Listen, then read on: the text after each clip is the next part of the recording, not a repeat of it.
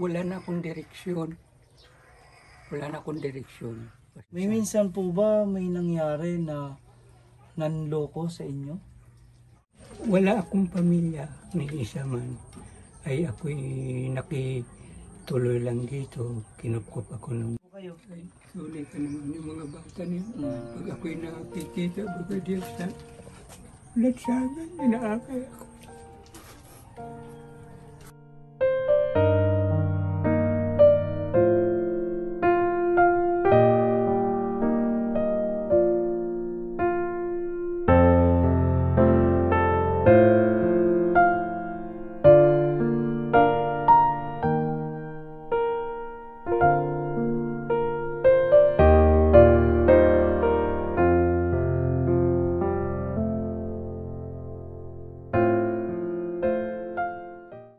Yan, hello po mga kadong scares.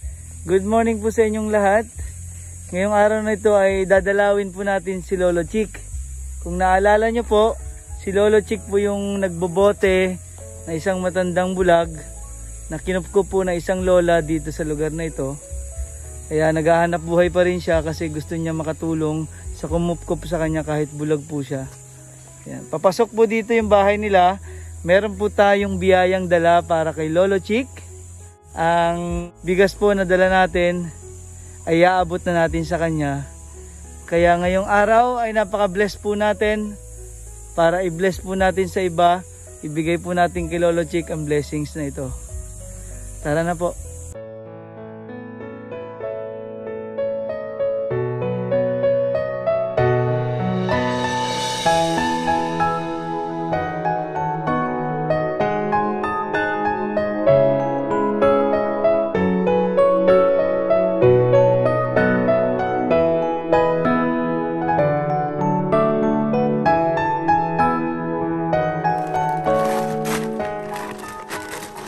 Bro, ingat ka Sir Christian, mabigat yan!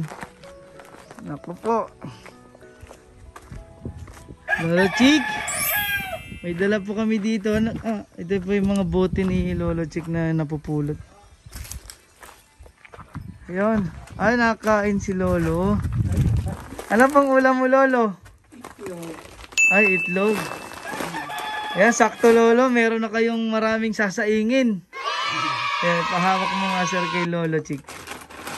Iabot na natin dyan sa tabi ni Lolo Chick. Yan.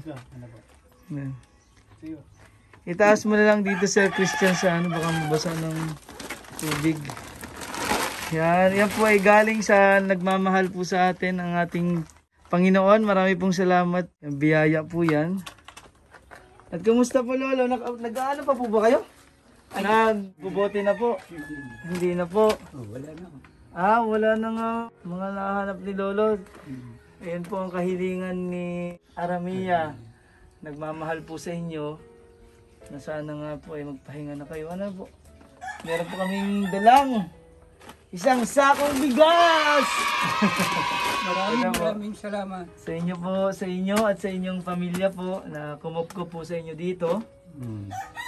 Ay ngayon pa lang po kayo makain ng umagahan? Umagahan pa lang? Tanghalian. Tanghalian na po yan. May ulam nyo po kaninang umaga. Ano po? Dilata. Dilata. Ngayon pong tanghali. Itlog. Itlog. Wala na po kayong problemahin at may nagmamahal po. Ito po ay blessings ni God sa inyo. May kain na po kayo araw-araw. Maraming salamat. Kung kayo ay dumating sa buhay ko, akala ko ang aking paghirap nung ako'y bata pa. Akala ko hanggang ngayon hindi matutugunan. Mayroon palang tao na mamalasakit na tumutugon sa aking kahirapan. Lalo ngayon na ako'y bulag na, ay wala na akong kakayahan pang gumawa. Kagagawa naman ako, in kaso hindi na tulad ng mga bata pa ako. Kaya sa inyo, Sir Dong, Sir Ryan at kay Aramia, ay maraming salamat. At saka yung nagmamahal din sa akin na yung nagdodonor. Opo. Maraming salamat. Kumusta po kayo dito at diretso na naman po ang ulan? Hindi po ba kayo natatakot na ito na naman ang buwan ng tag-ulan dito sa atin. Nangangamba din ako kami Opo, dahil kung saan-saan naman kami pupulutin. pupulutin. Kung saan-saan pong evacuation center muna kayo. Ano po? Mm. Para maging ligtas lamang. Mm. Dahil napakababa pala po itong lugar na ito. Maabot dito sa kama niyo. Hanggang saan po ba ang abot ng tubig? Lumulubog po? Lubog ito. Lubog po itong kama ninyo. Abot Napakadelikado. sa kalsada. Abot po yung kalsada. Napakataas na ng kalsada. Abot pa po yun. Abot. Ang grabe pala po ano. Grabe. Grabe ang baha kapag tumudo ang ulan. Ay yung mga bote ni Lolo ay naibenta na. Sana po ay dito na lang kayo para mas ligtas po kayo. Ano po? Ay, hindi na ako. Dalawin ko po kayo lagi. Maraming salamat naman sa inyo. Saan po kayo galing na lugar noon? Bisaya. Sa Bisaya po. Mm. Pero kung naaalala niyo po, ilan po kayong magkakapatid? Ang alam ko, 8 kami. 8 po kayo. Ikaw po ay pang ilan? Bunso ako. Kayo na po ang bunso Ako noon. ng bunso. Paano po ba kayo napadpad sa lugar dito? Ay, ganito. Doon sa aming lugar, Opo. napakahirap. Ang kinakain ay yung kamuti, bilinghoy, biga, Singapore. Ay ako'y nakipagsapalaran. Napadpad ako ng Maynila. Wala rin nangyari sa akin. Dinala ako dito sa Mindoro. Ito inabot sa akin sa Mindoro. Nabulag ako. Bali nung nasa Maynila po kayo, hindi rin po kayo pinalad na magandang trabaho. Hindi ako pinalad. Ang kasama niyo po papunta dito sa Mindoro, mayroon po ba kayong kasama papunta o kayo lang po mag-isa ang nakipagsapalaran din na pumunta po dito? Nag-isa-isa lang. Isa-isa lang ako nung pumunta dito. Pero tandang-tanda ko pa, ako'y sumakay ng barko. Nung pagdating ko dito sa Maynila, hindi ko alam kung saan ako pupunta. Dahil hindi ako marunong magsalita ng Tagalog. Okay. Ngayon, mayroon namang Bisaya na si Rogelio Felicia, ay siya naging kasama ko. Nagbisaya din siya, taga Bohol. Opo.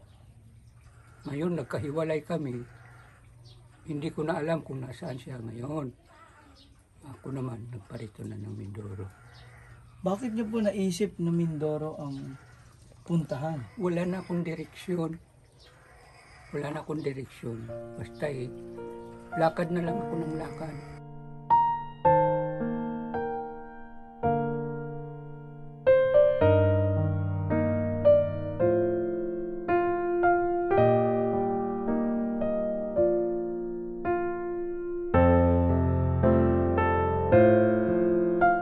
Dahil naghahanap talaga ako ng katugunan ng aking kapalaran.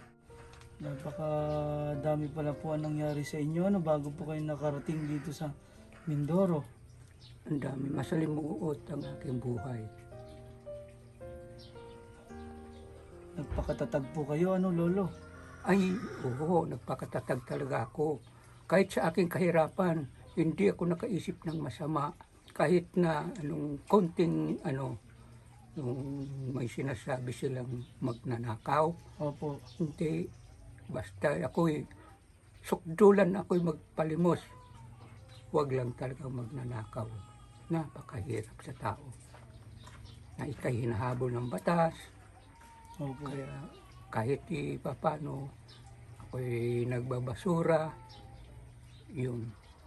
Nung ako'y dumating dito, yun naman, nabulag ako.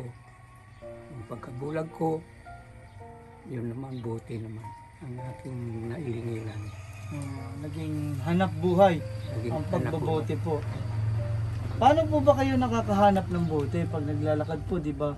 Wala po kayong makita. Ano pong habang naglalakad kayo, Sumisigaw po ba kayo? So sabi ko, buti, binabahay-bahay ko yun.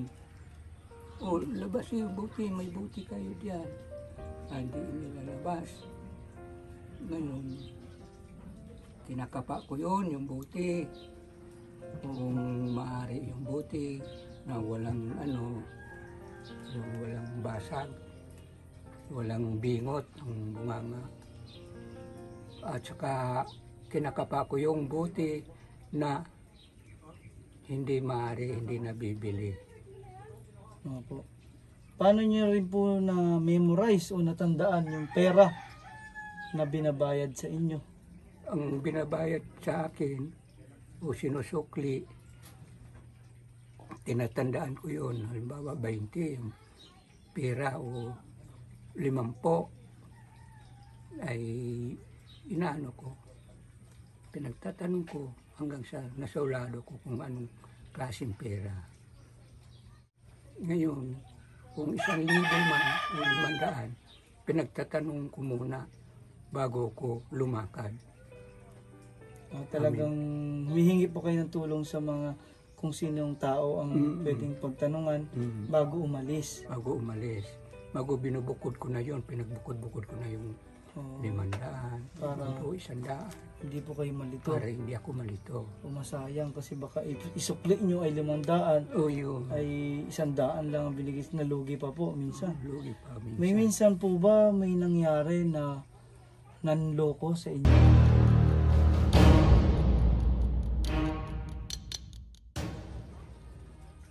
Ay, minsan lang naman. Minsan. May nanloko po sa inyo. Tanso. Sabi nila ito, tanso. Pero nung umano ako, nung umuwi ako ng bahay, inano ko yung pandikit, Opo. magnet, Ay, dumikit. o kawad ito. Dahil ang tanso hindi nadikit. Opo. At saka yung alloy. Ay, pinatawag ko yung tao. Ay tinulungan naman po kayo na umamin sa kanyang kasalanan na ang binenta sa inyo ay kawad, hindi po tanso. Oh, inamin naman sa akin. Binalik po yung Binalik yung pera. Hingi siyang paumanin sa akin. Kasi hindi na nila naisip na naghahanap buhay po kayo ng patas, ay sila po yung walang kapansanan. Ay may naisip po ba kayong gano'n na hinanakit sa kanila? Hindi naman ako iniisip na ako maghinanakit sa kanila. Opo. Dahil yun maaaring sinusubukan lang talaga ako. Opo. Yun na lang po ang inisip nyo na baka sinusubukan ako na kung nakikita talaga o hindi. Po? Napaka lalim po ng inyong pinagdaanan, Lolo? Napakalalim. Napakaraming mga masaya, hindi masaya, pero tuloy pa rin po ang buhay, Tuloy ang buhay. Lagi po tayo magpasalamat sa Panginoon. Yung mga blessings na natatanggap po natin, po? Okay. Isa ito sa mga blessings na nakilala ko po kayo. Sa pamamagitan ng batang si Aramia, ay lalo ko po kayong nakilala. Kaya ito po yung dala naming blessings para sa inyo, Lolo. Maraming salamat. Ito po ay galing sa Panginoon. Kaya pagpatuloy lang po natin ang ating buhay. At mag-iingat po kayo, huwag na po tayong bote muna. Huwag na kasi tig-ulanan na. Baka mabutan po kayo ng malakas na ulan, bumaha bigla. Walang makakita sa inyo. Po? Kaya lagi pong mag-ingat. Ito na po. Ayan.